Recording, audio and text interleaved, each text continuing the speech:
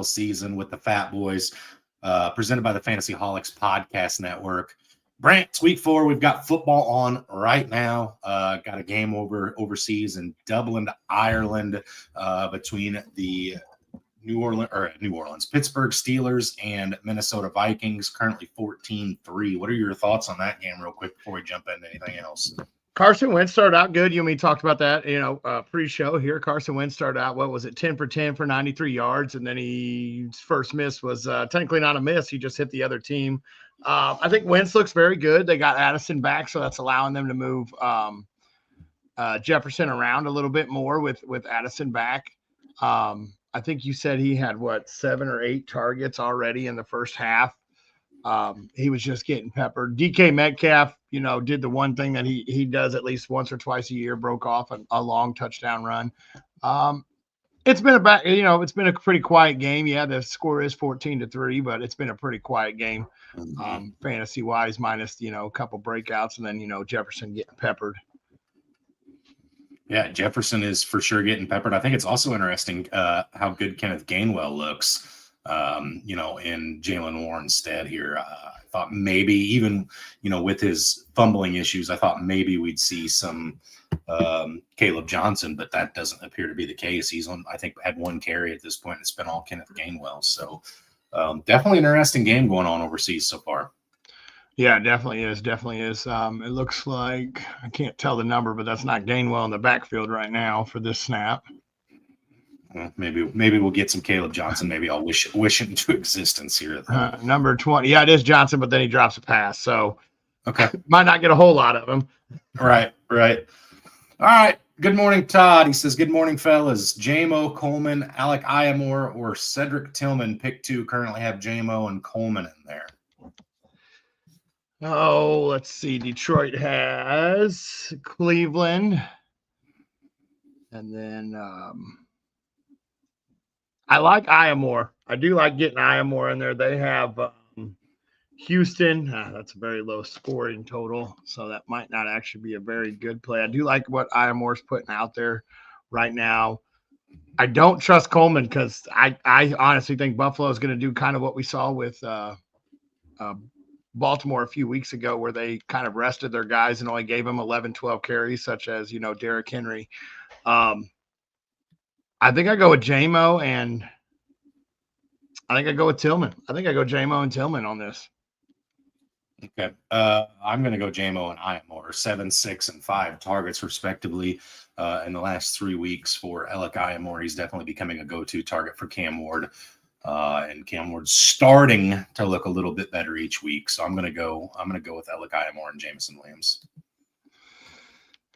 Tony said, had a horrible week last week with wide receiver, cost me a win. So need your guys' help this week. I need 2 wide receivers in a flex PPR. He's got Flowers, Tet, McConkey, Troy, Stevenson, and ETN. Let me give me your thoughts here. I got to look something up real fast.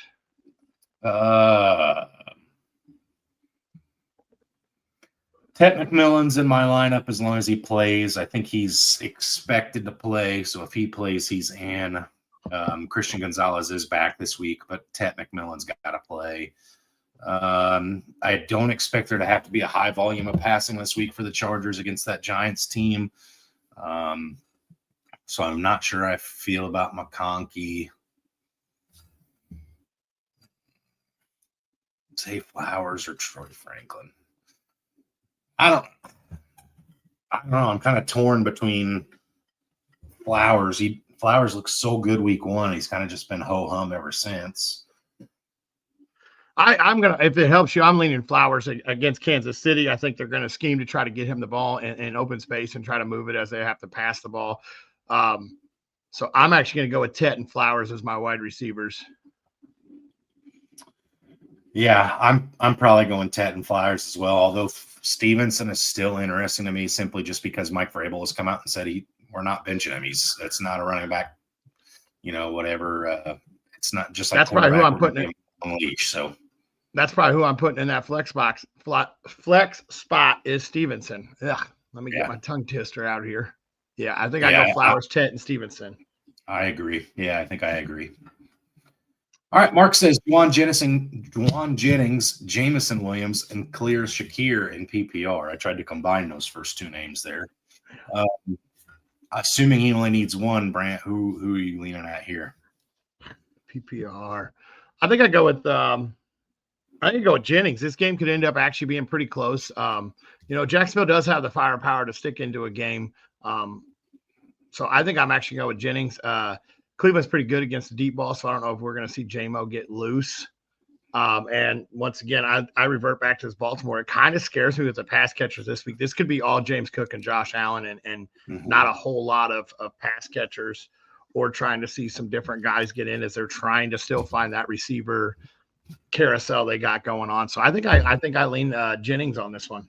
If he I think I do too. I'm fairly certain, Brant, correct me if I'm wrong, but Brock Purdy's back this week. So that makes me a little more excited about Juwan Jennings there. So yeah, he's definitely leaning to come back. I don't know if they've officially activated him, but I'm pretty sure he is going to be back. Okay. Michael says Pacheco or Hubbard in PPR. This is a tough one because Hubbard's getting all the work and everything else, but then you got Pacheco who seems to have a breakout game here and there or seeing some, but I think I have to lean with Hubbard here as my camera decides to not catch up to my fat rolls moving. You're moving too quick for your camera. That's not normal for a fat guy. I go with Hubbard too. I think Pacheco's been rather disappointing this year. As the things stand for what we expected out of him, and Hubbard is getting a lot of work, as Brand alluded to. Yeah, I'm going through it this morning with words. I think, and honestly, it is. And honestly, I think that Panthers Patriots game could be really tight. So I think it'd be a good game for Chuba this week. Okay.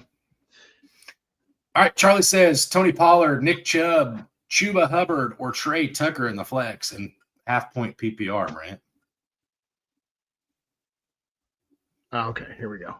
Pollard, Chubb, Hubbard, Trey. I'm actually going to lean Trey Tucker here.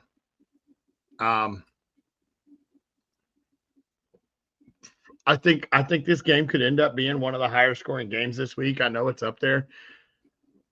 I think I actually lean Trey Tucker this week. Out of these four. We talked about it on the Wednesday show, Brent. He's getting targets this year.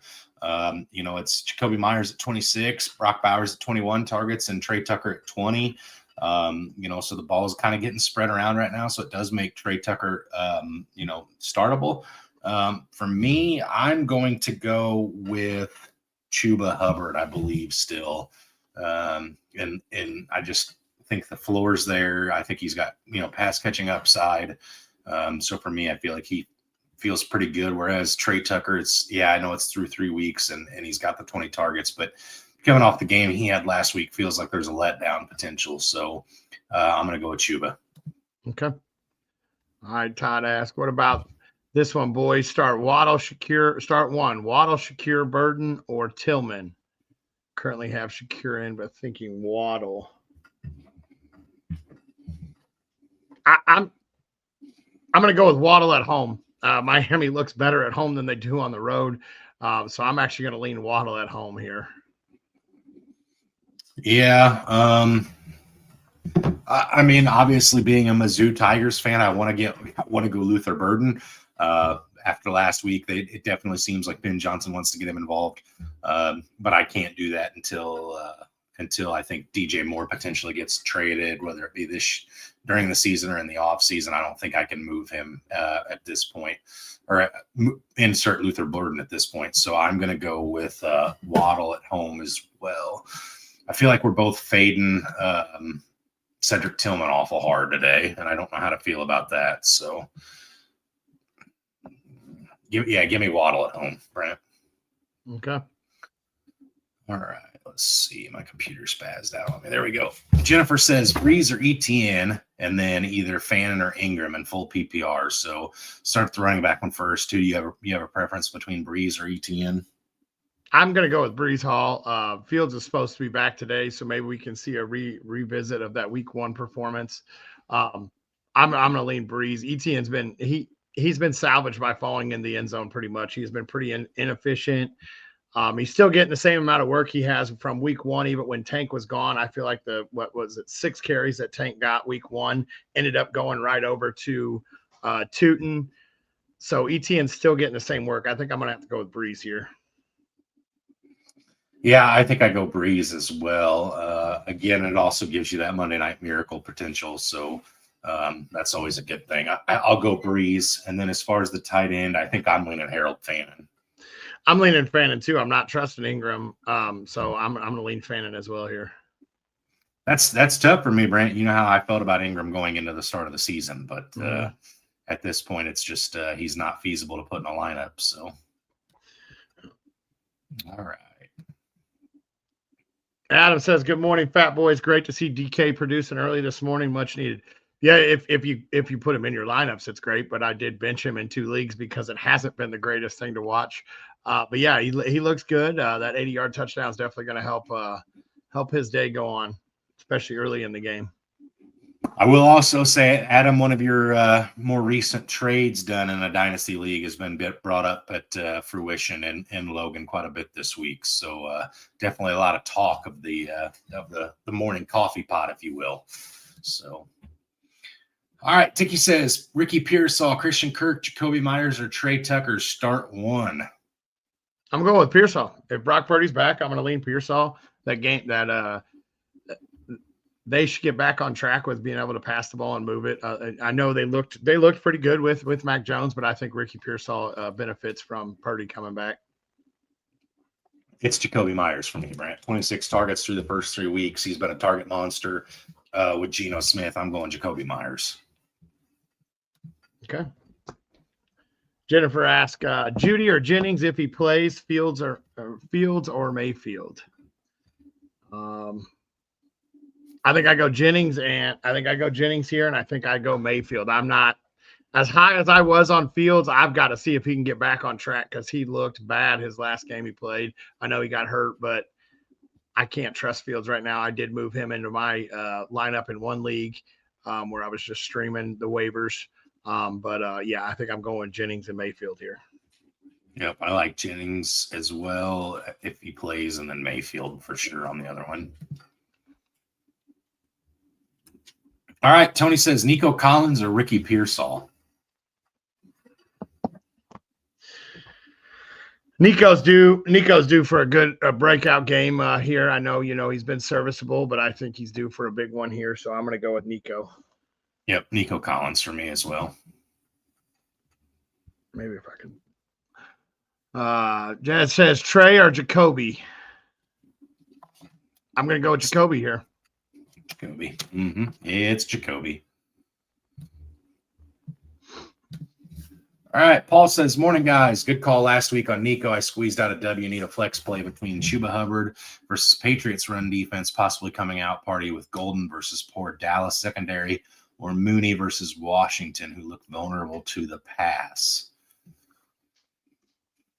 Well, I'm going to say this. Michael Penix did not look great last week. It was very clear the game plan was to get Darnell Mooney involved. I think he had like 11 targets last week, but the 2 of them were not on the same page several different times. So I'm probably not starting Mooney this week just because I want to see them 2 get on a page and maybe see if Michael Penix and the Falcons can put some points on the board, obviously. And then as far as the other 2, yeah, it does kind of feel like this could be a coming out party for Matthew Golden. He did have 4 targets last week, which was a season high for him. But I think I'm going with the safer play in Chuba Hubbard. I feel like Chuba Hubbard's got touchdown equity this week. And what if Matthew Golden doesn't have a coming out party and it's Dontavian Wicks or, Luke Musgrave or, one of the other 10 names on that roster catching passes? That makes me a little nervous. Just because the Packers are not a team that hyper targets one particular player. So for me, I'm going Chuba Hubbard.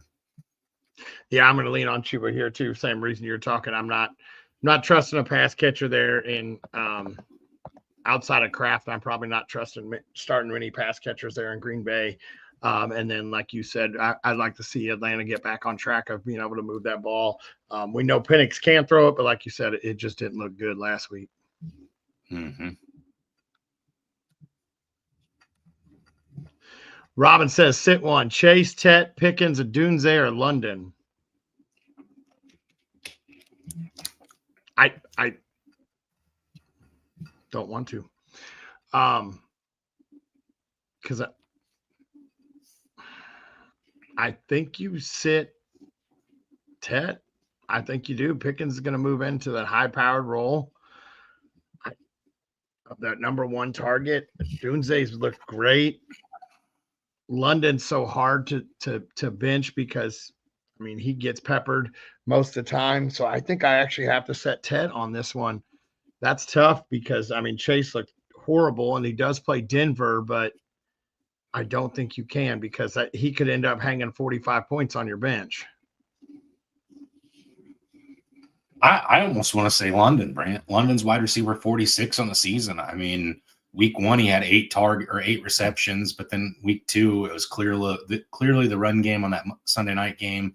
He had 3 receptions, and then this week he had 5. So I mean, he's not setting the world on fire. Hasn't found the end zone yet this year.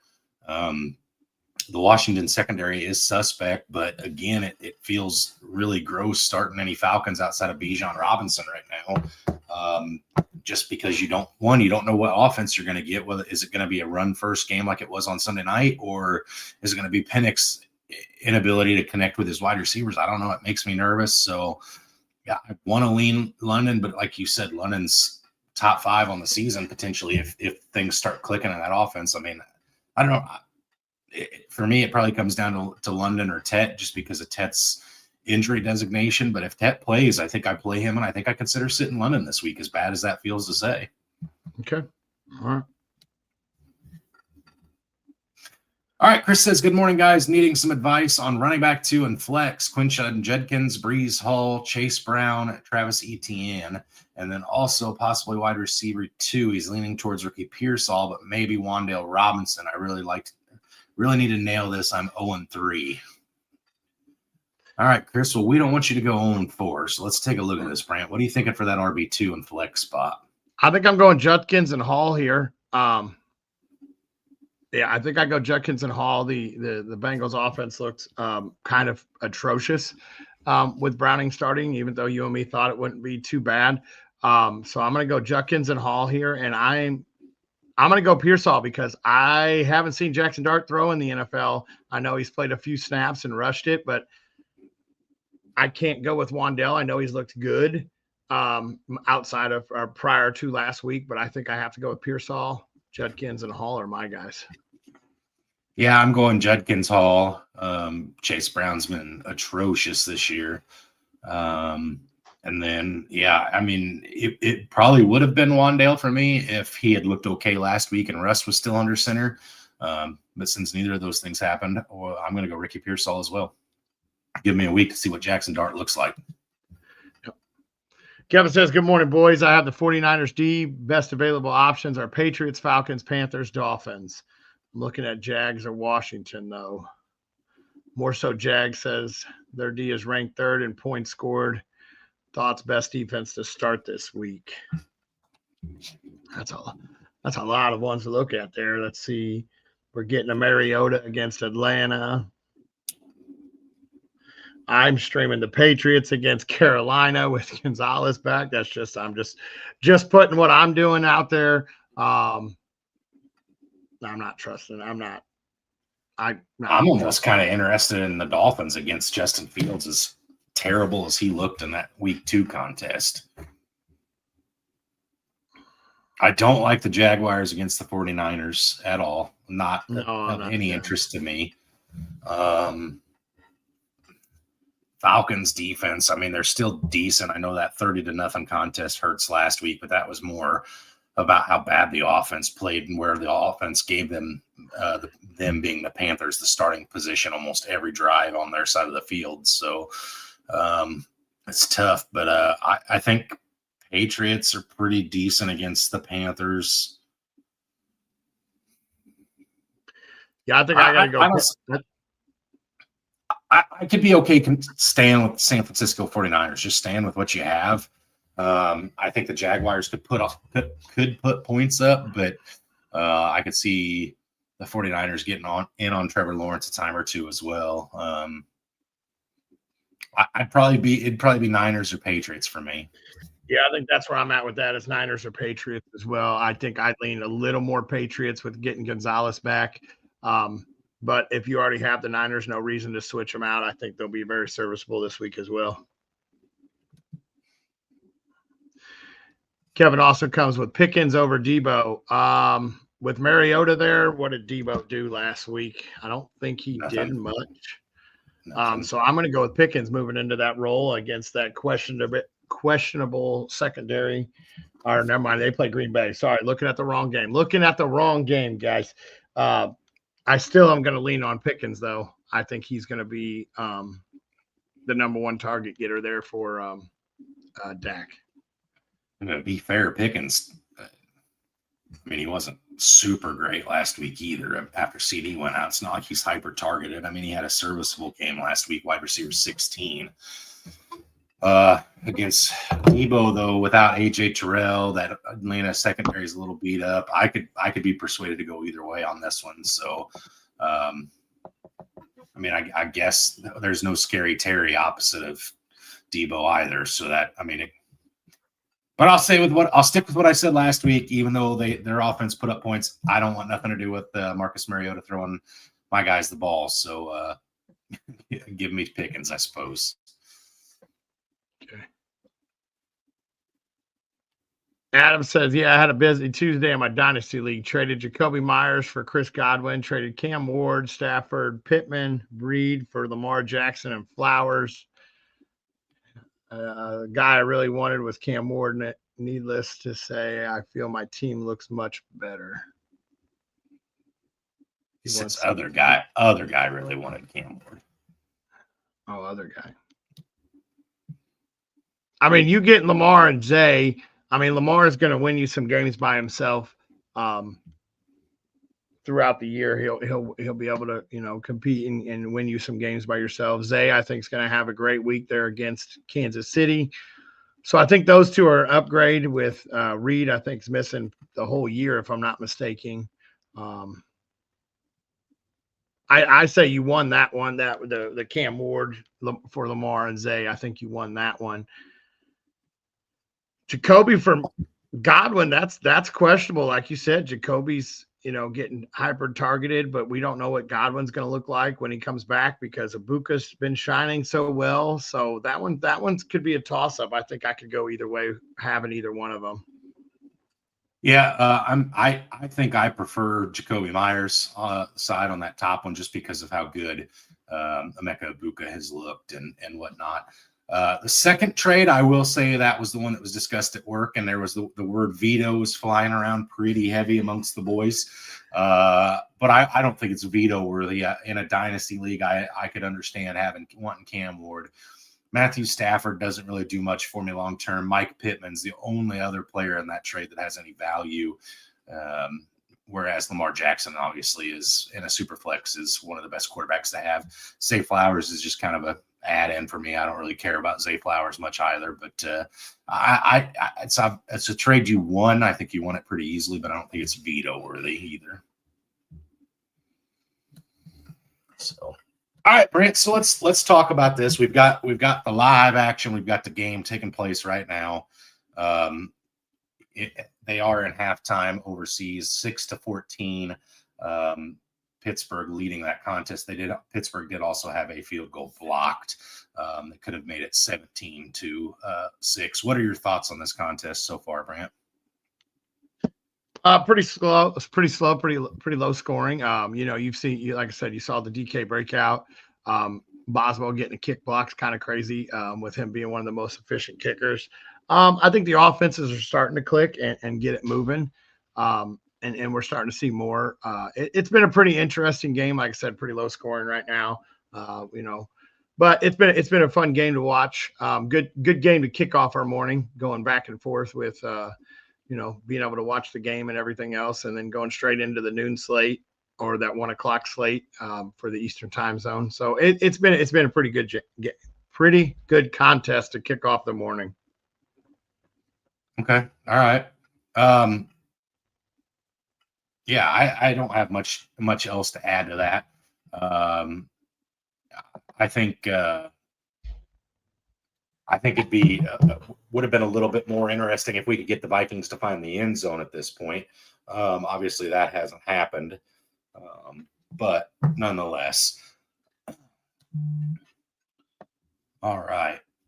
Kevin says he picked up Caleb Johnson for a bench stash before the game, was hoping he would pop off when getting an opportunity, but what a dud.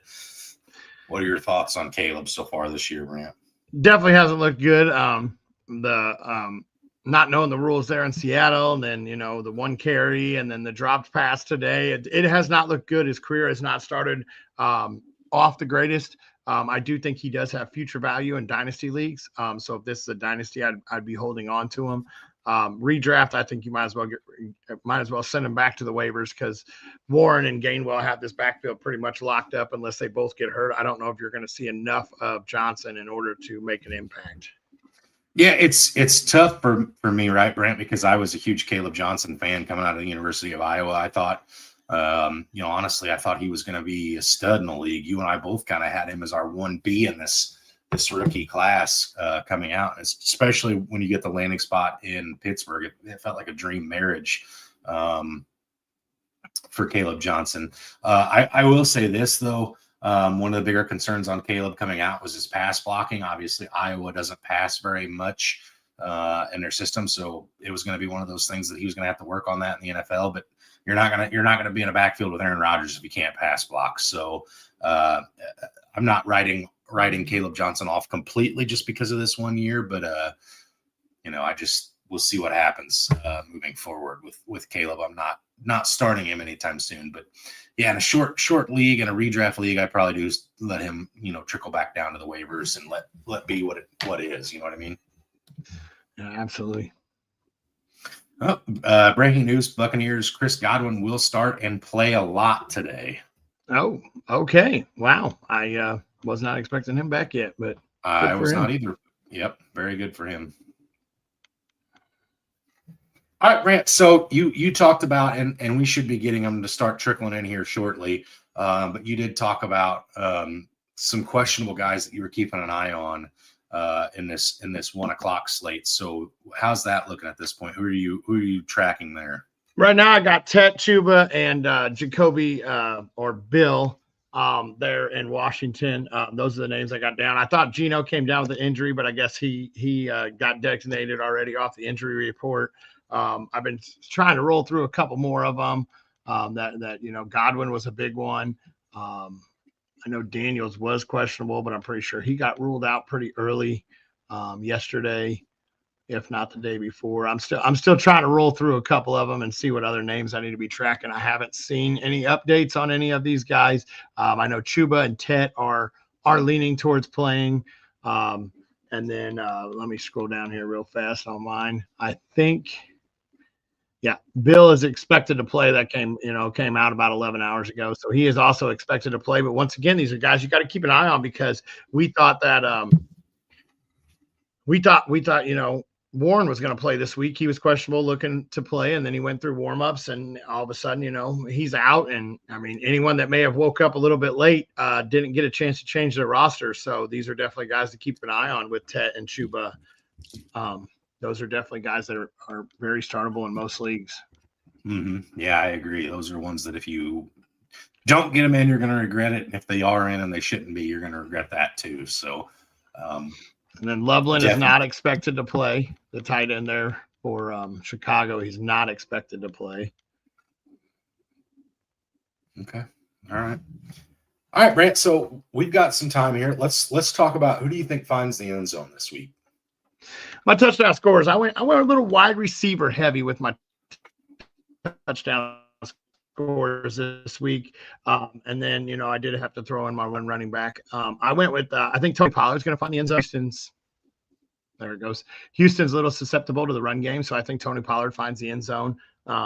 So that's my running back. And then I got George Pickens to find the end zone. I think that they're going to have to try to move the ball fast, quick, and in a hurry. And I think Pickens on some short slants could be moving the ball. So I'm going to get Pickens to find the end zone.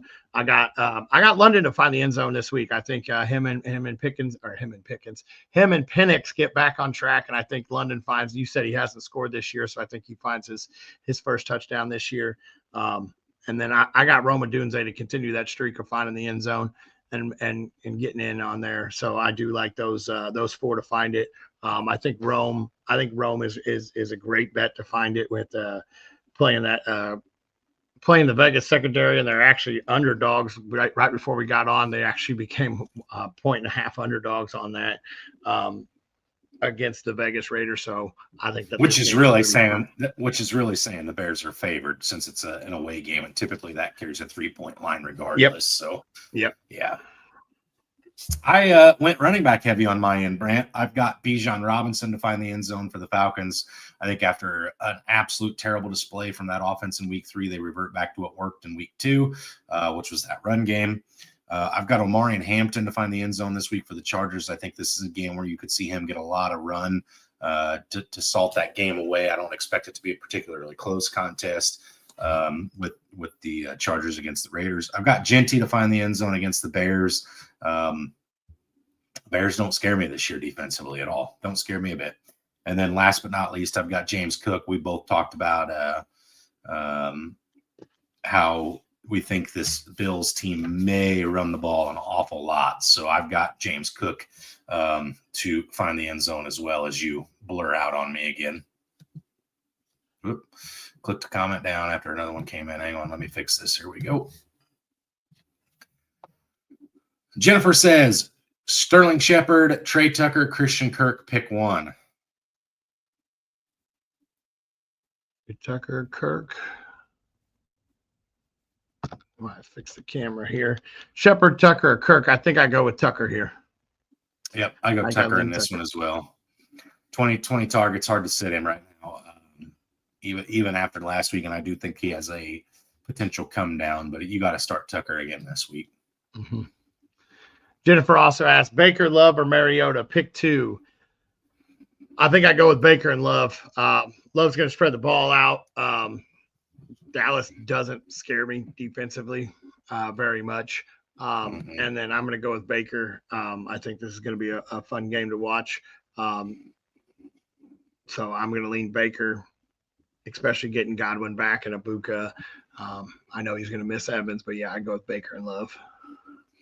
Yeah, for me, it's Mariota's in a revenge game against the Atlanta Falcons. He did look good last week, so it wouldn't surprise me at all to see him come out and dust the Falcons this week. But I just can't put any confidence in that without Terry McLaurin on the field. Baker, to me, is an automatic start. Have to play him. And I think after last week's loss, the Packers team is going to bounce back. I think they're going to come out and show people they can win games offensively too. I think they put points up on the Cowboys in a big way. All right, Kevin, sorry I teased your comment a minute ago and then had to move away from it just to go back in order. But here we are. He asks, he has Jaden Daniels out, so he picked up Geno. Keep Geno over Mariota. And then, or is it Tua and Trevor Lawrence as the other options as well? Okay, I think I read that right. Yeah. So keep Geno in over Mariota, Tua, and Trevor Lawrence. So would you play any of those guys over Geno, or are you rolling with Geno this week? I'm rolling with Geno this week. But like I said, the Bears defense doesn't scare me too much. They're missing their number one corner still. So I think I'm going to go with Geno here. Tua, even though he's at home, I'm not trusting Tua. Trevor Lawrence is going against the Niners. So that could be a tough matchup also. I mean, so I think I'm going to go with Geno, and I think that's going to be the safest play of all these guys. Yeah, Geno feels safe as well. Like you said, the Bears secondary is terrible. So I'm leaning on Geno as well. I think, when you talk about having 3 wide receivers or 3 pass catchers with over 20 targets this year, you're doing something right. So I think at this point, it's hard not to continue to play him. Gregory says, headed into week 4, needing my first win. 2 wide receivers and a flex. BTJ, Olave, Judkins, Ridley, Ladd, Dobbs, Chubb. P.S. ham and beans, fried taters and okra, and jalapeno cornbread. That sounds very appetizing. I could get down on some of that food there. All right, but let's get to your start sit comment here before I start drooling everywhere. I go Judkins is for sure in my flex. So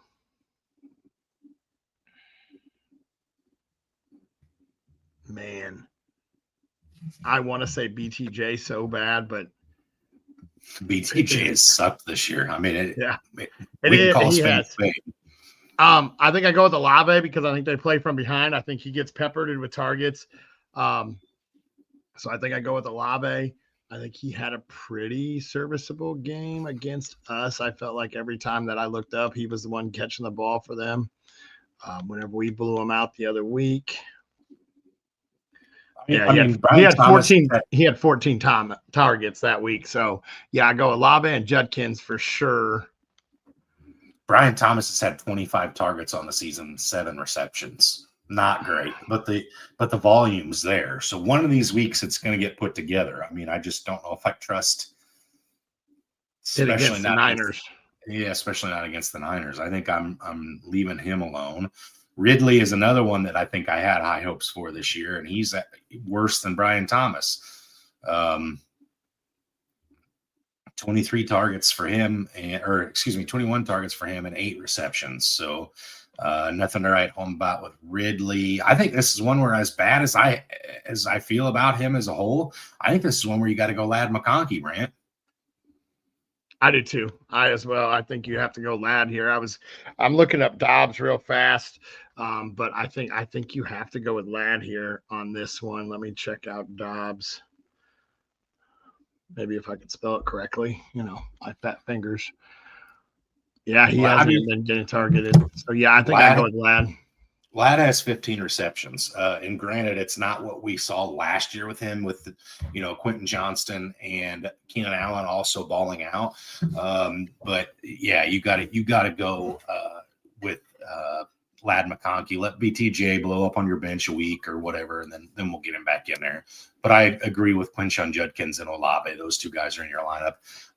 As far as the food menu here goes, Brant, I just want to let you know, Greg is a fellow fat boy, and I did get invited to an event down south with him last week. It would have required me to take the day off work. I've never heard of this, so I'm interested if anybody else has ever heard of this. He says it's a big deal where he's from. You ever heard of donkey jumping contests? No, but it sounds fun. Yeah, I've never heard of it either, but he sent me video proof. It's a real thing. There's donkeys that jump, and people take off work and go sit in the sun and drink beer and watch this take place. And that's as redneck gets. I don't know what else to say about that. I mean, are they serving that kind of food too as well? Because I'm definitely. He says it's a mule. Oh, big difference. Yeah. Those are the same things. If they're selling that kind of menu, you could probably count me in pretty quickly. Well, yeah, you wouldn't be doing much watching of the donkeys or mules. Sorry, I don't want to. Wouldn't be doing much jumping either until I'm jumping out of my seat to go get seconds. Yeah. Jennifer says McNichols or Hollywood. I'm going Hollywood. McNichols was saved last week by a 60-yard run. I'm not trusting it. I'm going to go with Hollywood here. Yeah, McNichols had 4 carries last week. He just happened to house one. So, for me, it's Hollywood. And honestly, I feel like the Chiefs are kind of in must-win territory. They finally got one over on the Giants last week, but Chiefs have a rough slate. I looked at their full schedule the other day. I sat down and was looking week to week, and they got to start getting some wins, and they're going to have to start beating some good teams in order to make this happen. So yeah, it's tough for me. I think when you look at the Kansas City Chiefs, you don't give Rashee Rice back to week 8. Travis Kelce isn't doing Travis Kelce things. Isaac Pacheco sucks. I mean, yeah, you laugh, but he's not been good. I think Mahomes is. I mean, if you watch these games, you can almost tell how frustrated Mahomes is with the offense where it is right now, because this guy used to run and slide and run out of bounds. He's looking for it's like he got some Cam Scatabo in him this offseason or something, because he's trying to run through people as a quarterback, and Andy Reid's got to be like grimacing, because if he goes down, it's done and over with, right? But he's like fired up, trying to light the guys up, and I think they're going to find a gritty way to get it done. I think Hollywood has to be involved this week in order for that to happen against the Ravens. So, yeah, I rule Hollywood. Absolutely. All right, Brent, we got another gap and questions here. You want to hit these the Underdog promos, and then we'll check back to where we are? Yeah, absolutely. Absolutely. Let's get into these Underdog plays. All right.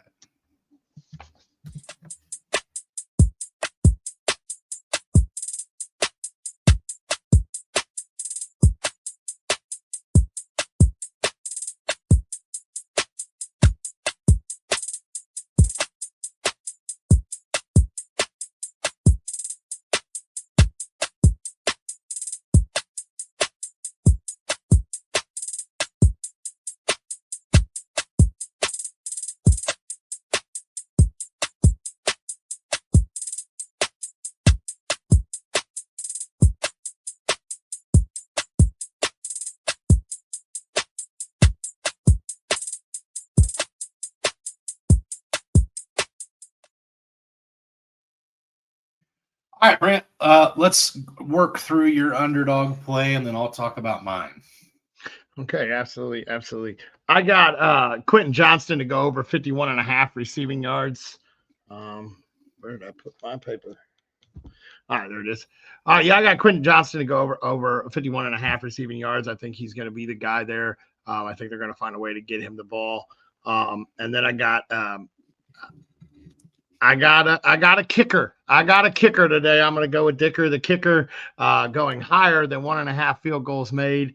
I feel like they're going to find a way to get down there into field goal range, and they're going to use him quite a bit today. So I expect him to kick more than 1.5 field goals today. Then I got Pittman. I lost my sheet of who the Colts play. There it goes. The Colts play the Rams. So I'm going to take this game to be a close one, and I'm taking Pittman to go higher than 53.5 receiving yards. I think he's going to be the guy for Daniel Jones, help him move the ball. So I'm going to go with Pittman to have a pretty good day. And then I got Tolbert there in Dallas to go higher than 2.5 receptions. Somebody else has to be able to catch the ball, so I expect Tolbert to step in and be that number 2 guy, see some targets and see some catches. So I'm going to go with Tolbert to go over 2.5 or higher than 2.5 receptions. And then just a little underplay here. I'm going to go with Dart to go lower than 191.5 passing yards. He's starting in a game against the Chargers, whose secondary is nothing to sleep about. It's going to be a rough start for him, and I expect him to go lower than 191.5 passing yards. And then I was able to sprinkle a little bit on a free square that Underdog gave me, and I took Dak Prescott to go higher than 0 total yards. Okay, all right.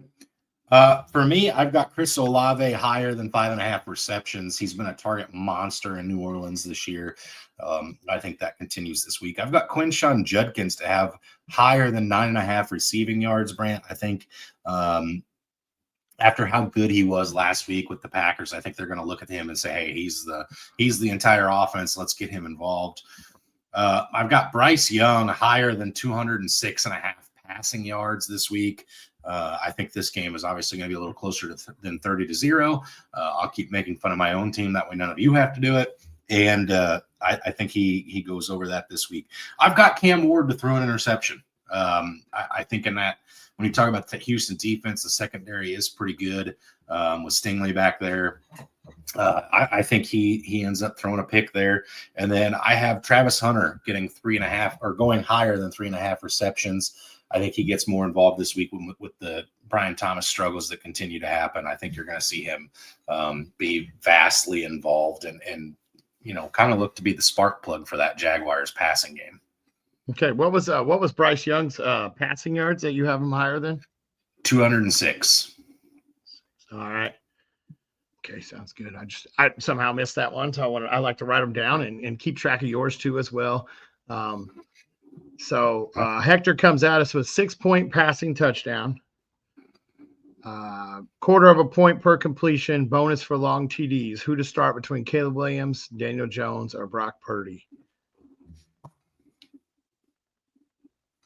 I think I'd go Caleb Williams actually in this one. I think that this game's going to turn into kind of a slugfest between them.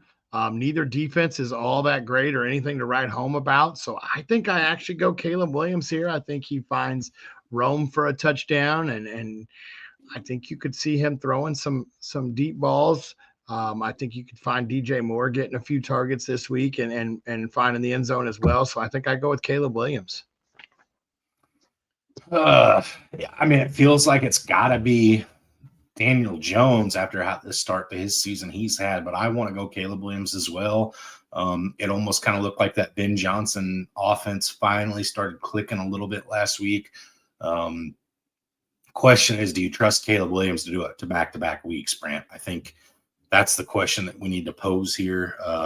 Granted, the Vegas secondary isn't anything to write home about. So it should be there for him, whereas the Colts have the Rams. That's a much better defense. So I think because of that, I think I do go with Caleb. I mean, Caleb's got some weapons there on the outside, but I just don't know if I trust Caleb Williams yet. Okay. All right. Ice Cold OG Jones says Brock Purdy or Geno Smith.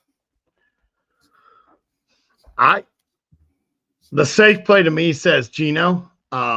With the way that game could end up turning out. But, yeah, I think I'm going to go with Geno here. I think he's a safe play, and I think he also has a chance to be the higher play as well. Yeah, I'm going to go Geno as well. I feel like, that Brock Purdy coming back off the injury, I want to give him a week. Still a lot of pass catchers banged up there in San Fran, so I want to see how it looks again this week. Give me Geno, who – does have the weapons, that has been producing, and honestly, I feel like that's the easier defense of the two potentials there. So I'll go with Geno against the Bears. All right, Drew says he's torn between Ladd and BTJ at the flex. Ladd is going against the Giants defense that sucks against the slot, but BTJ has the volume to have a good week finally. I think I lean Ladd on this one. I think the targets will be there. I think it'll be a good game. I think they're going to see the ball a lot more than they should with getting some turnovers from Dart. So I'm actually going to go with Ladd.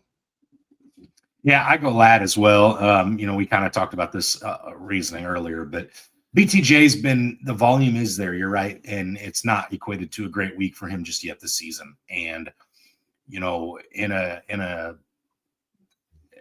thing that is so fickle like fantasy football where you have to have your players produce – you just can't have guys come up and have dud weeks week in and week out. And I think Brian Thomas Jr. will salvage his season at some point.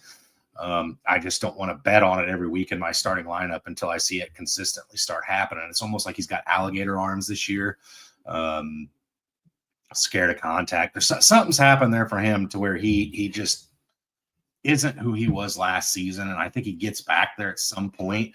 There's a video released from Jaguars practice this week that they were working their quarterbacks through the drills, and it was just every pass was to a Brian Thomas Jr. standing still about 15 yards away. They were all just throwing him the ball, like rapid fire, trying to get him like muscle memory, remember how to do this kind of a thing.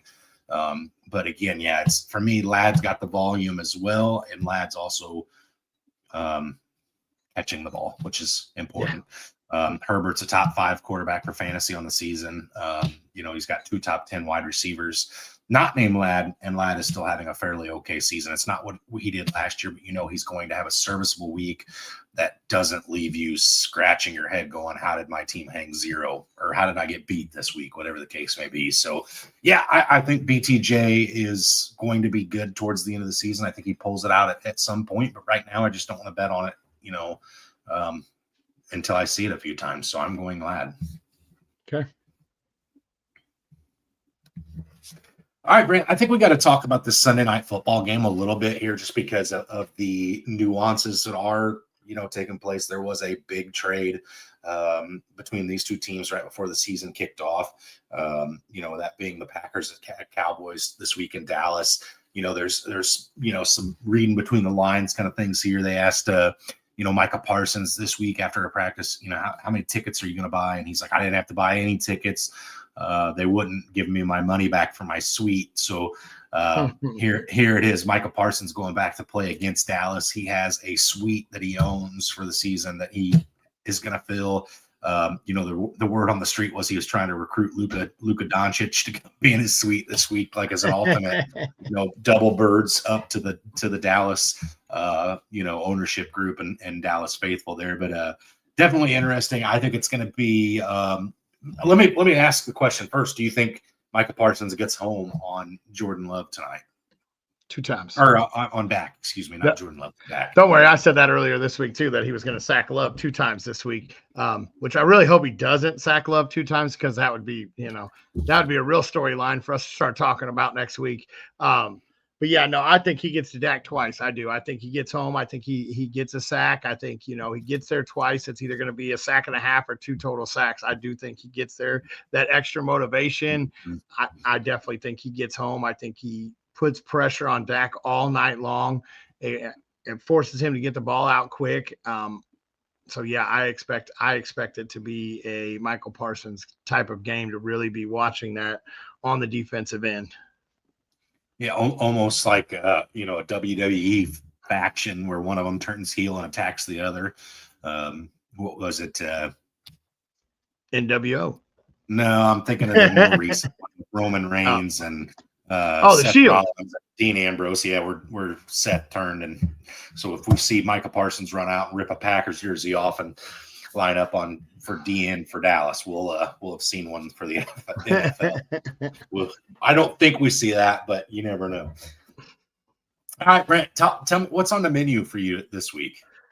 Maybe this week we're going to have a little fun here. We're going to do some meatballs and weenies up in the crock pot, let them sit there with some grape jelly and chili sauce, just kind of basic there. And then we're going to do a little taco cups where we get the wonton wrappers going, put some taco meat in there, cook that up, put a little salsa, have some taco cups.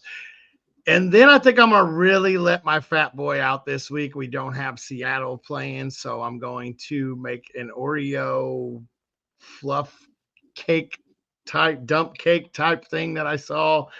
Probably shouldn't have seen it, last night when I hadn't eaten it almost all day. We're sitting out somewhere and I'm just scrolling on TikTok and it showed up and I'm like, yeah, I'm making that tomorrow.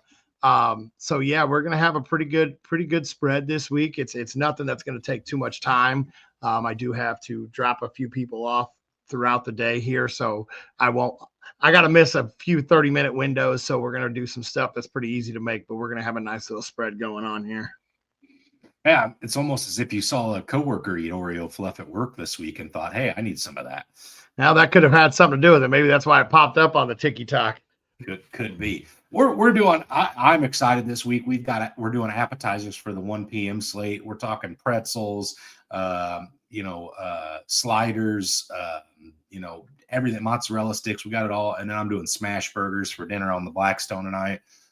Definitely always enjoy a good smash burger. Blackstone's great for those. Not sponsored by Blackstone, but if you're out, wouldn't hate it if we were. Well, if you're out there listening, but yeah, I'm on that Blackstone just about every night. If I can. I hope your Falcons pull out the win at the 1 o'clock game, so you're not completely smashing those burgers through your Blackstone. So I do hope your Falcons pull out a win. I know I was. We had our first basketball game last night. It wasn't there, and I was kind of a grumpy guy the rest of the day. So hopefully your Falcons are able to pull out the win here today, so you're not too upset about it. As a lifelong Falcons fan, I'm used to disappointment, Brandon.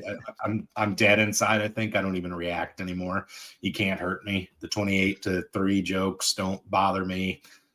I'm used to it all. There's nothing here. Okay.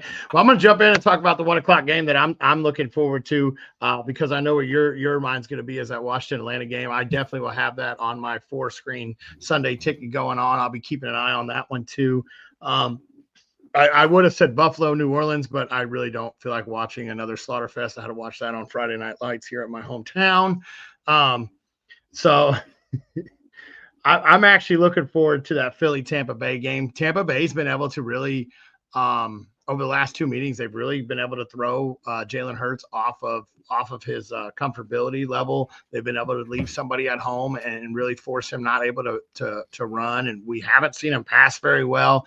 I saw it this morning too. His passer rating is extremely low. I think it's the lowest against any team against Tampa Bay over the last two meetings. So I'm actually really excited to see this game. I'd like to see if that second half of Philadelphia was a fluke where, Jalen Hurts looked like, an actual pocket passing quarterback for a little bit. So I'd like to see if that was a fluke or if they're going to go back to leaning on Barkley and Jalen Hurts just to run. So that's going to be an interesting game to keep an eye on. Yeah, I mean, obviously, where my eyes and ears are going to be at that 1 o'clock slate. I do scoreboard watch a lot of the other games, in between plays and kind of see where things are at. But yeah, I'm going to be glued to my Falcons game. I even watched it to the bitter end of the 30-0 defeat last week. I didn't even shut it off and go watch something a little more entertaining. I just kind of stayed with it, but I will be there. So, but I'll tell you, I'm interested to see, and I really do think it's going to be rough this week, but I'm interested to see how the Jackson Dart career starts. I'm not sure, logistically why you would start him against the Chargers defense that I think is going to be pretty formidable. Feels like maybe that was rushed. I know Russ has not been great, but he kind of had a great game in between two turd buns there. I guess it's the best way to make that analogy because we're both fat and talking about food makes me happy. But yeah, I mean, it was like literally turd, filet mignon turd, and they short, hooked him and got him out of there. It almost feels like Brian Daboll's coaching scared, I guess, which is probably understandable given where the New York Giants have been the last couple of years. But I am interested to see how Jackson's, Dart does. Is Wandale still serviceable? Is Theo Johnson become relevant? Is Malik Neighbors, wide receiver one the rest of the season? What does it look like? I'm interested to see how Jackson Dart does, I guess.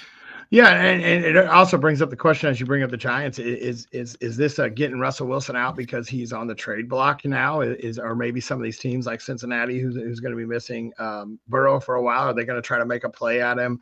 And that's what it is. Is Russell Wilson going to be out on the trade block now? Is maybe that's why they're running him out because, like you said, yeah, he did have two pretty crappy games in between one great one, but he's very serviceable when he's in most of the time. And why would you want to throw your rookie out against one of the better secondaries in the NFL? So I have a feeling that we're going to be talking about Russell Wilson being moved probably here in the next coming weeks, or at least before that trade deadline.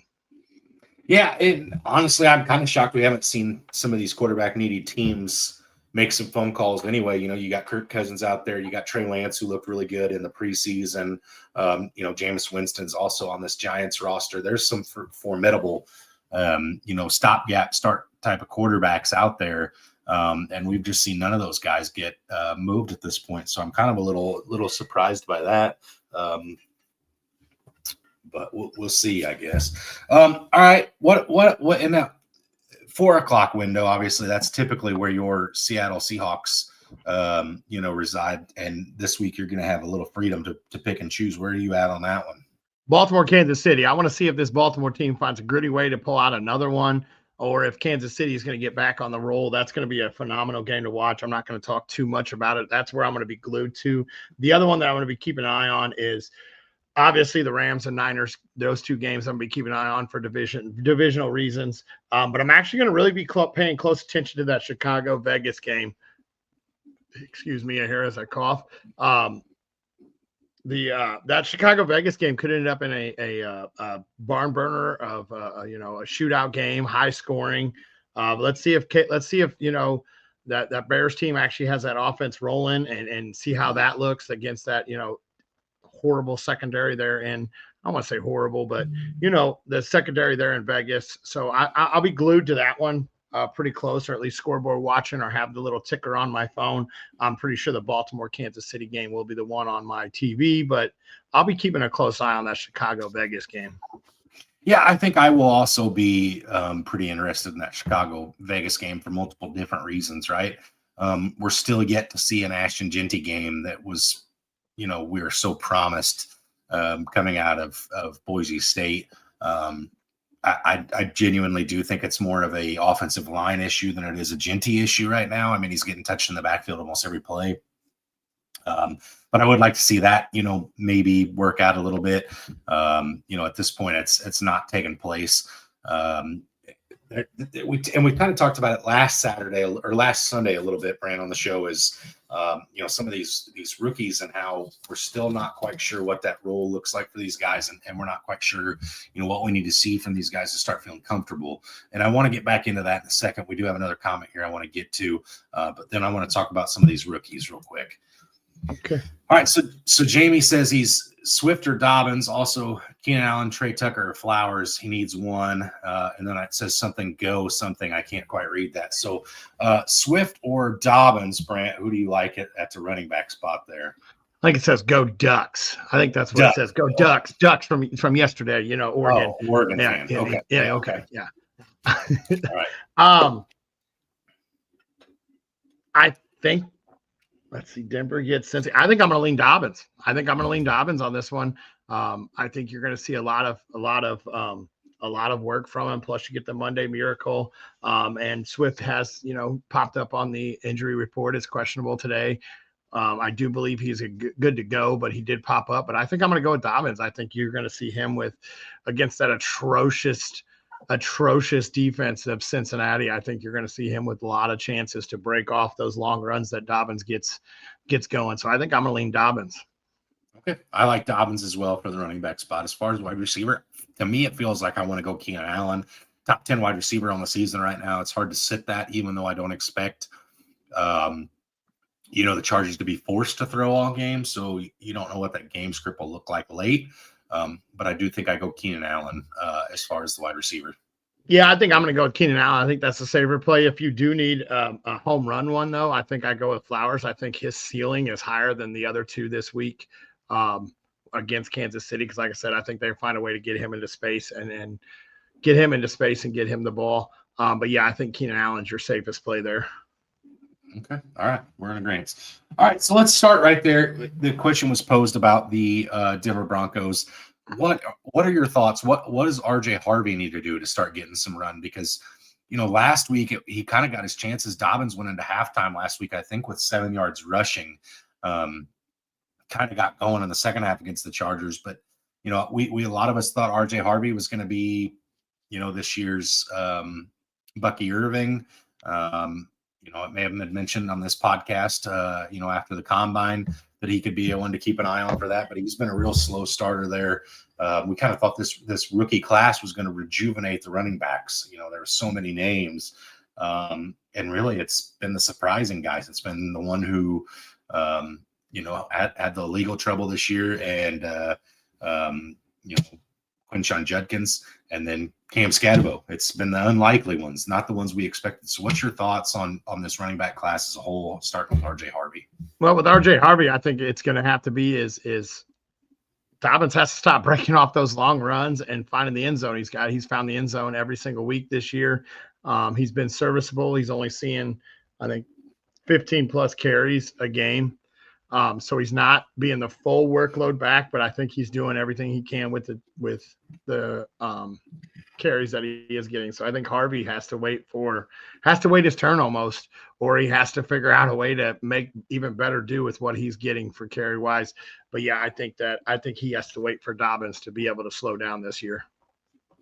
Okay. All right. Real quick there. Bill is playing against the Falcons today.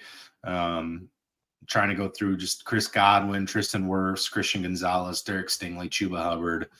I haven't seen anything on Tet just yet. Update these while we can here.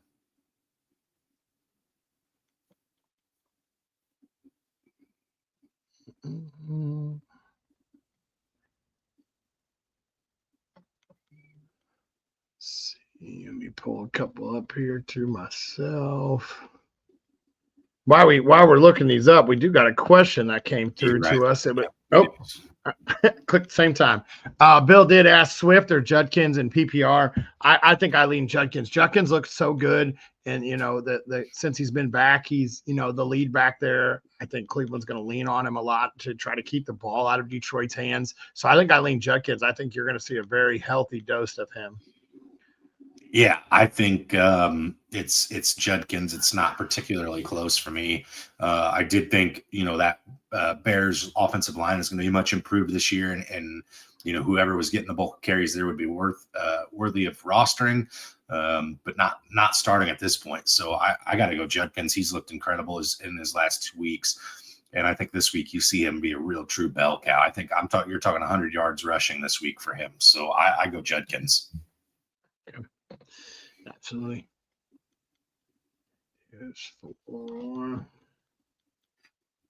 Sorry, bear with us as we're checking multiple different sites here to see who's in and who's out.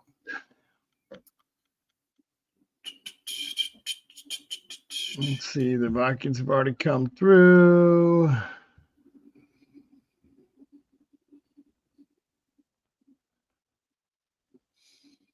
Still, I'm not seeing anything on. Oh, here's a shocking one for you, Brant. Joe Mixon's out this week. No way. Bucky Irving's playing.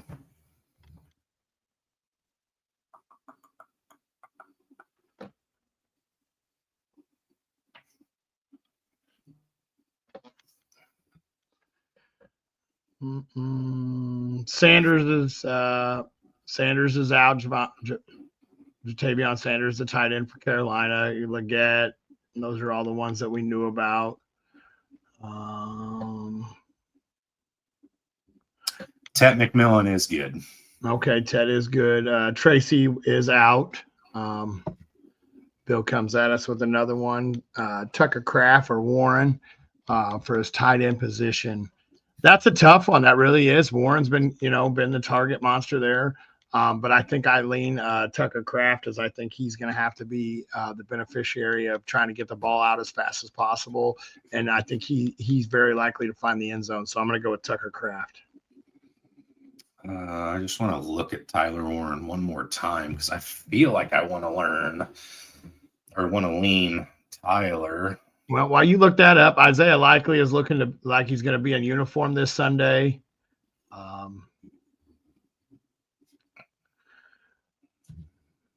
Dwami Brown looks like he's ruled out. Oh, there's a chance, so there's still a chance for him. Tyler Warren's got more targets. If you take away the touchdown or a few of his plays in week 2, which I know that's not how it works, he's well behind Tyler Warren, he being Tucker Kraft. So I think I do go Tyler Warren at this point. Okay. All right, Adam's got a question. He says, Chris Godwin, Khalil Shakir, or Christian Kirk in a half-point PPR?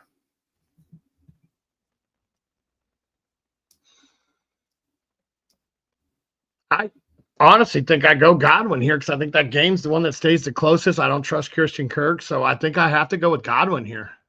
Yeah, I mean, especially when you talk about the fact that that they're coming out saying not only is he going to be active, but he's going to be involved a lot. I think that, to me, you have to play him. If the Buccaneers are going to put that much stock in him, if they're going to keep him out there, you're putting him in the lineup and seeing what happens. But no Mike Evans.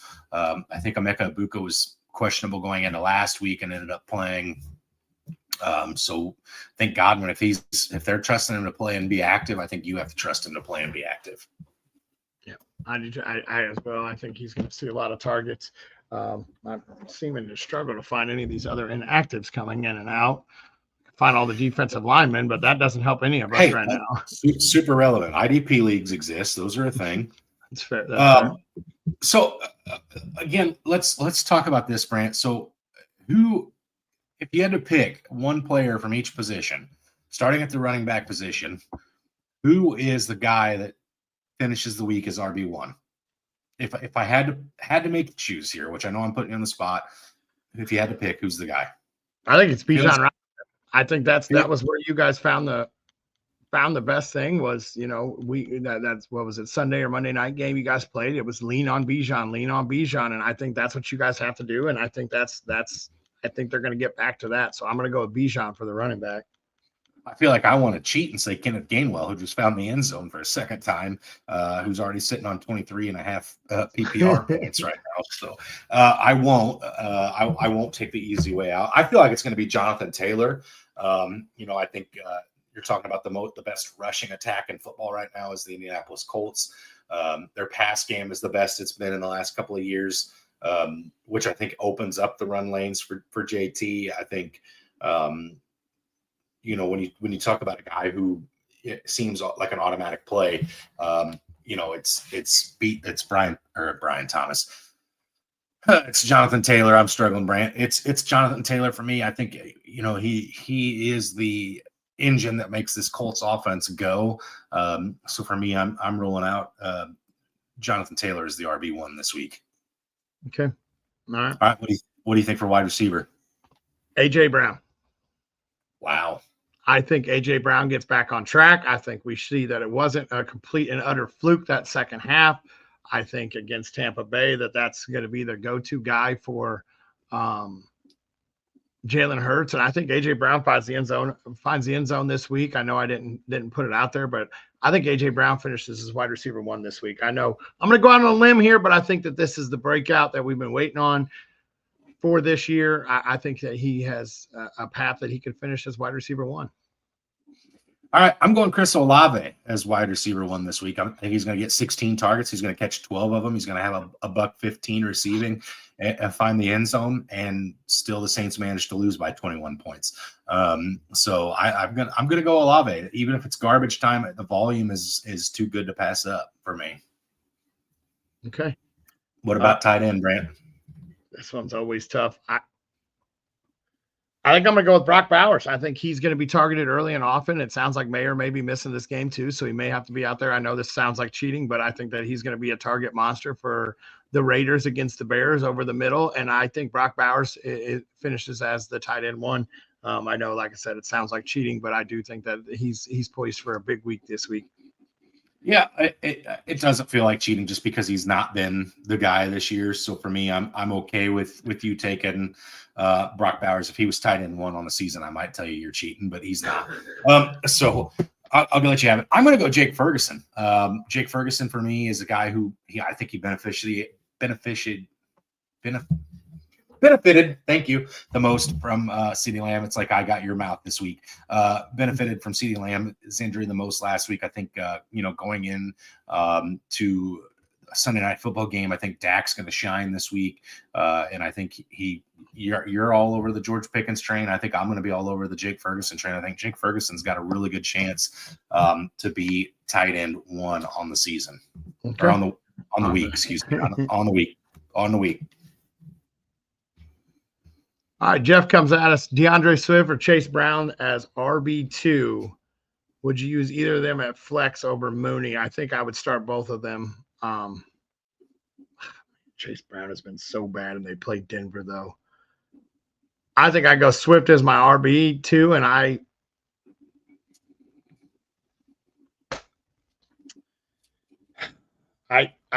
think I go Chase Brown in my flex over Mooney. It's so hard, but I think I have to.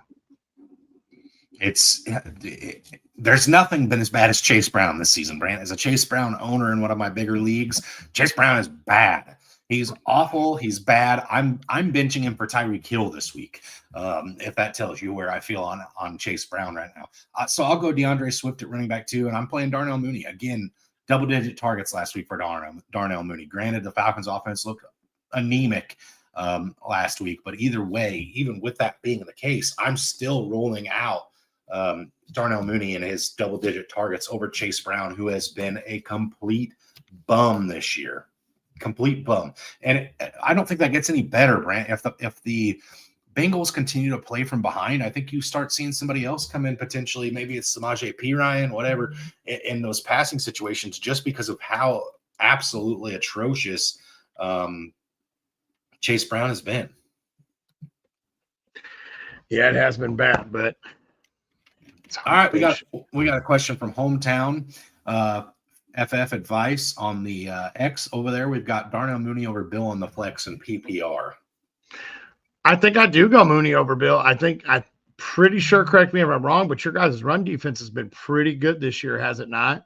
It really has. So I think I actually lean Mooney over Bill here. I think you're going to see McNichols get some work. I think they're, especially with Bill carrying the injury designation into the week. So I think I lean Mooney.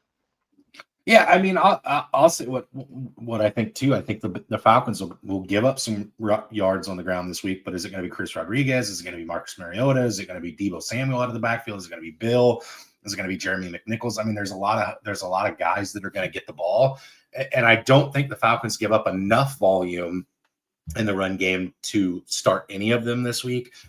Whereas Darnell Mooney did come back last week. He had the double-digit targets.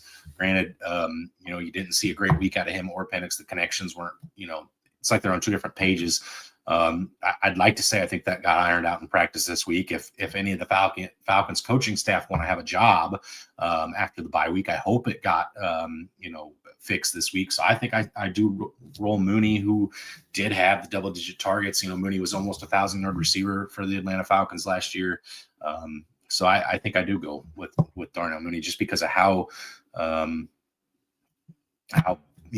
busy and how full the running back room is in Washington at this point. And he does say he reposted the stream, so we appreciate that as well. Absolutely, we appreciate it. Thank you. If you are over on that X platform, drop that like, drop that follow, the Fantasy Holics page.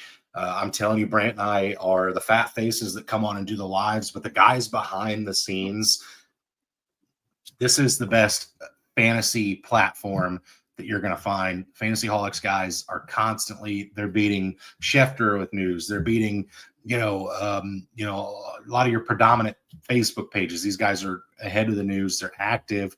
They're responsive to questions. Brant and I, like I said, we just represent a very small portion of this page. And obviously we are a little biased, but I think this is the best spot for news. This is the best spot for interacting with other folks in the fantasy community. So if you're on X, you're on Facebook, on that YouTube, subscribe, hit that follow button, and come hang out with us every week. We appreciate it.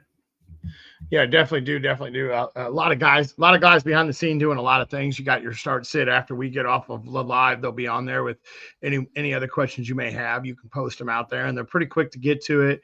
Then you got your underdog plays of the week, and then you got all these outstanding graphics that we get put up, and everything on the page comes from Jay working hard.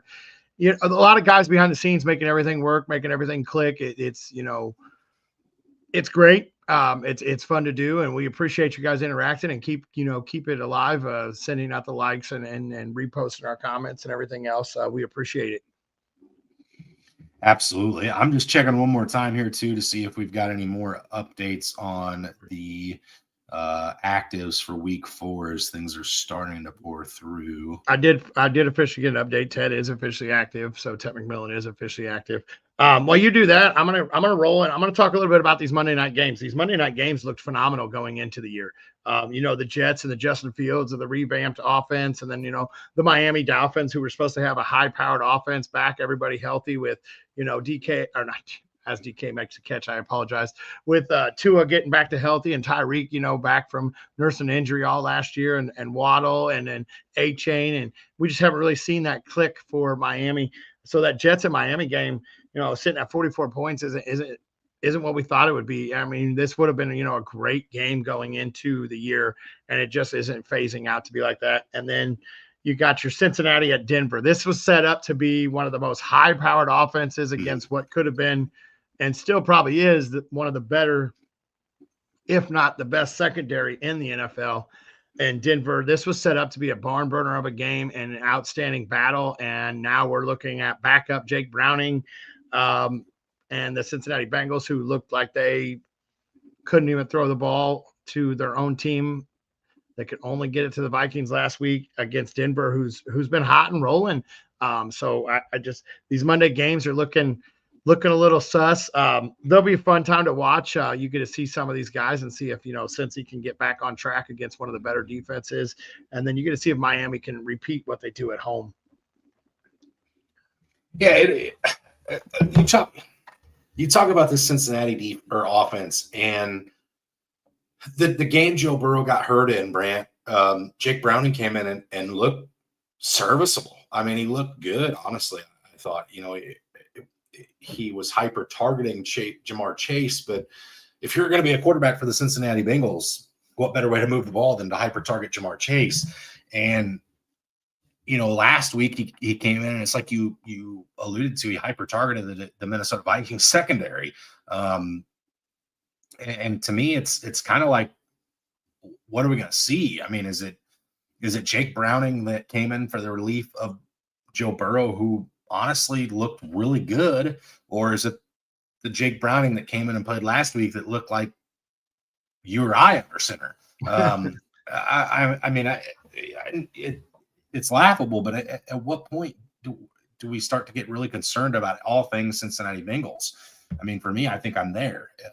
Outside of Jamar Chase, who you just can't sit because of where you drafted him, and you got to hope that Jake Browning just hyper targets him every week and he gets 20 targets and maybe he gets 5 catchable balls.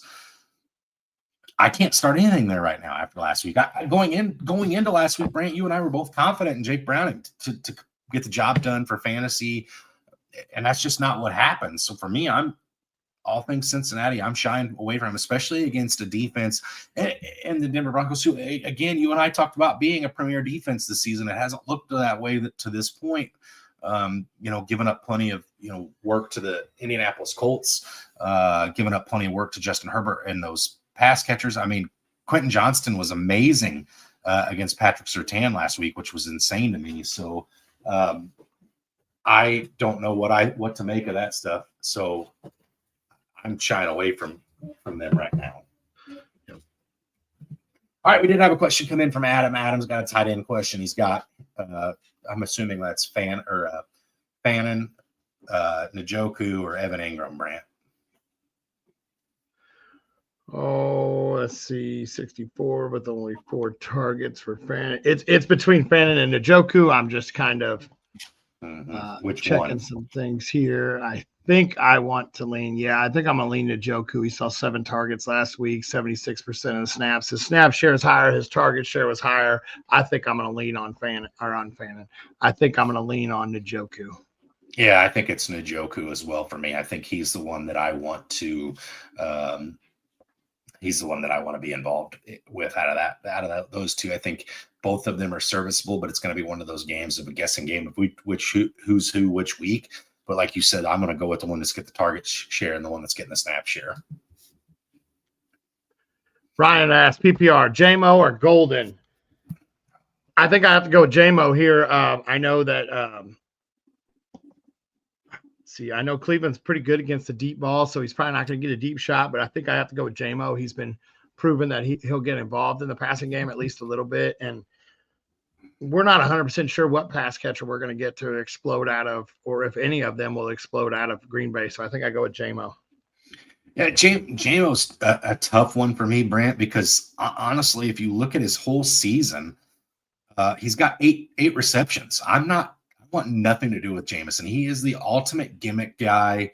He's the ultimate feast or famine. He's the ultimate boomer bust. The only way I'd get him in my lineup is if I knew I needed a home run. I was projected to lose by 20-some points to the guy I was playing. That'd be when I'd put JMO in. JMO's a non-factor for me at this point. At the same time, I feel like Matthew Golden's is about the same way because I think that's about how many targets he's got. But as a rookie, we don't know what his role is. We 100% know what Jameson Williams' role is. I'm going to go with Matthew Golden in hopes that what we saw last week continues to build with him being the target leader for Green Bay. So I'm going to go with Matthew Golden and say that I think he has 5-6 targets this week. That Dallas defense is maybe the one I'm going to lean on all year to play everybody against. Let's not forget, Russell Wilson just went for 400 yards and 4 touchdowns against these guys and then lost his job.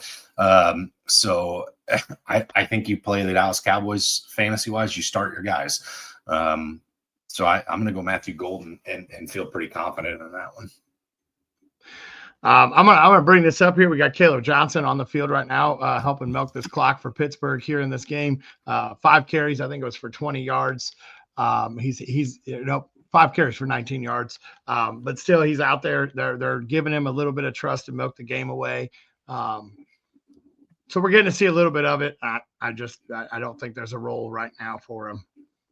Yeah, again, this is what you need, though. You need for Caleb Johnson as a rookie, you need him getting game time, even if it's not the most meaningful. I mean, this is still a contest that the Vikings could pull out. I mean, there's 12 minutes of time left on the clock. It's potential for the Vikings to get some points on the board, especially when you're talking about Justin Jefferson on the other side. So, yeah, I think they are giving him the ball in meaningful moments. For my fantasy team, I'd like to see Chris Boswell kick a field goal here. So I hope he doesn't pick up the first down. But we'll see how that goes. Again, it's for Caleb Johnson. He needs to be out there. He needs to be getting the run. So unfortunately, I wish they just wouldn't score because I need Mason to be involved a little bit more to help me out with my fantasy wise here. So I need the game to stay at least a 2-score game. But yeah, no, the Steelers just taking a timeout, 3rd and 6. Very good chance that you're going to see. I don't know if they're going to air it out right now. That a field goal here makes it a 3-score game. So we'll see. Timeout through the Steelers right now. Been a kind of boring fantasy game to watch. I know Gainwell's got the 2 touchdowns. That looks good. DK had the long one, and really that's about it to write home about. No, sir. Justin Jefferson's had a monster game. Yeah, or at least by his standards for this season, he's at 8 for 97 yards. I mean, we haven't seen that. Especially not with JJ under center. So that's a lot of people are going to be happy with the Jettas game they're getting this week. So yeah, we'll mention that as well. But yeah, I mean, absolutely. This is kind of what you see. Honestly, this is a Steelers football game. It's typical for the Steelers, right? Vikings are banged up. Don't know about the quarterback situation as a whole yet this year. And they're overseas. This is kind of what you expect from an overseas game to begin with. Not then you add in the rest of what's there as far as They did try to air it out. It looks like Boswell's going to trot out here to try yourself a little field goal, catch you a few more fantasy points here. Well, he had his first field goal attempt blocked, so I'm going to need the line block for him here. But again, we do have 2 more minutes left of this before we jump off here. So, if anybody has any last minute questions, go ahead and get them out there to us. But again, I want to say, guys, we'll do this every single week. Regardless of whether there's a game on or not in the morning, Brant and I will be here. So make sure you're dropping that follow, subscribing so you get alerted to us going live. Jump over to the Facebook or the Fantasy Holics Facebook page. Follow those guys and us as well. We're on there. I say those guys. Follow us as well. Again, the best Facebook page, best fantasy knowledge. There's a Fantasy Holics website that's updated with rankings.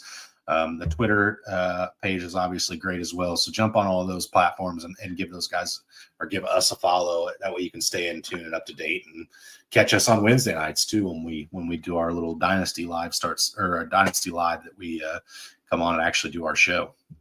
Yeah, absolutely. And like you said, you get us live on Wednesdays, most Wednesdays.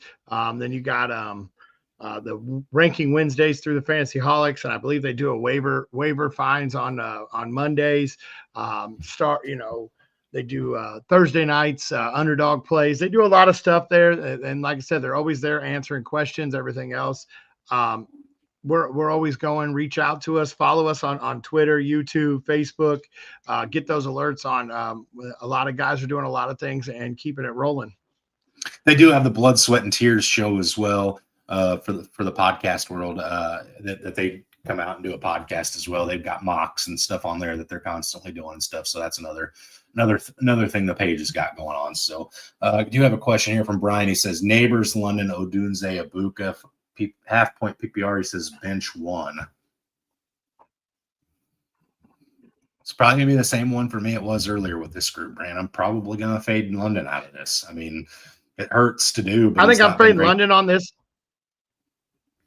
I think I'm fading London as well because I think Dart, if he wants to keep this job, he's going to have to hyper target Neighbors, especially against that tough secondary. So I think I do have to bench London. All right. Last question. Any concerns with Tet versus Gonzalez, with Gonzalez officially active? A little bit, but I think they're going to move him around and scheme him to get the ball. They're both coming off, obviously the injury report. So they're both been banged up coming into this week. So no, I don't think there's too much of a worry about it. Yep. Nope. Me neither. I'm still playing him with a decent amount of confidence. So roll your stud there. Well, I think that does it for us. Fatboyz are out. If he sits McMillan, he has McConkey and Franklin. I think I roll McMillan on that one there, Tony. Yep. Keep McMillan. So that wraps it up. As always, join us every Sunday. Turn on your notifications. Let us know, join us. I think it's the next 4 weeks we get a game that's going to be live with us as we go, as my kids are starting to get up and slamming cabinets, as you hear. But as always, stay hungry. And stay fat, my friends.